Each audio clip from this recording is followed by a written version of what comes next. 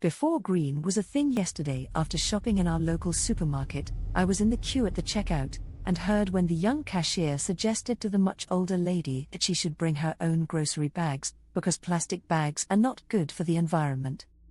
The woman apologized to the young girl and then sighed, "We didn't have this green thing back in my earlier days." The young clerk responded, "That's our problem today. You folk didn't do enough to save our environment for future generations." The older lady said, Yes, you're right, our generation didn't have the green thing in its day." She sighed, then continued, "Back then, we returned milk bottles, lemonade bottles and beer bottles to the shops. The shops then sent them back to the plant to be washed, sterilized and refilled, so those same bottles were used over and over, thus really were recycled. But we didn't have the green thing back in our day. Grocery stores put our groceries into brown paper bags that we reused for many things. Most memorable was the use of brown paper bags as book covers for our school books. This was to ensure that public property, the books provided for our use by the school, were not defaced by our scribblings. Then we were able to personalize our books on their brown paper bag/covers. But, too bad we didn't do the green thing back then.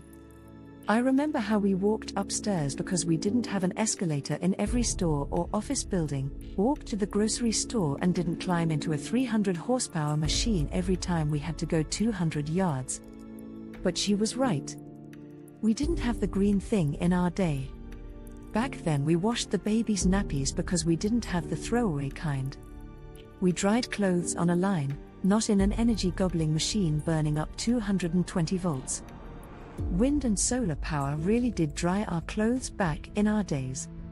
Kids got hand-me-down clothes from their brothers or sisters, not always brand new clothing. But that young lady is right, we didn't have the green thing back in our day. Back then we had one radio in the house, not a TV in every room. And if anyone did own a TV, it had a small screen the size of a handkerchief, remember them? Not a screen the size of a football pitch. When cooking we blended and stirred by hand cause we didn't have electric machines to do everything for us. When we packaged a fragile item to send by post, we used layers of old newspapers to cushion it, not styrofoam or plastic bubble wrap.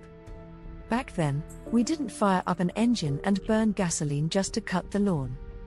We used a push mower that ran on human power.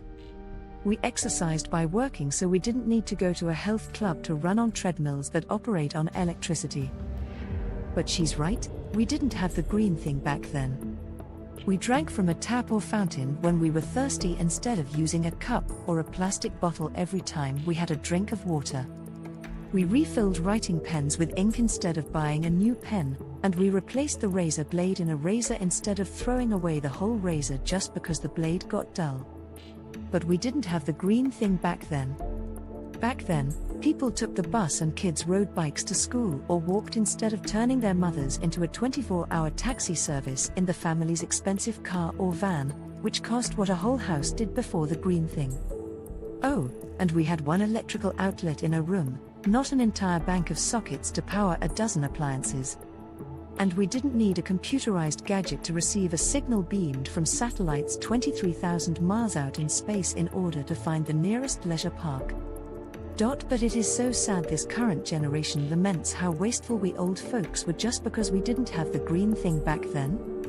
I think you should forward this on to another selfish old person who needs a lesson in conservation from some smart-ass young person.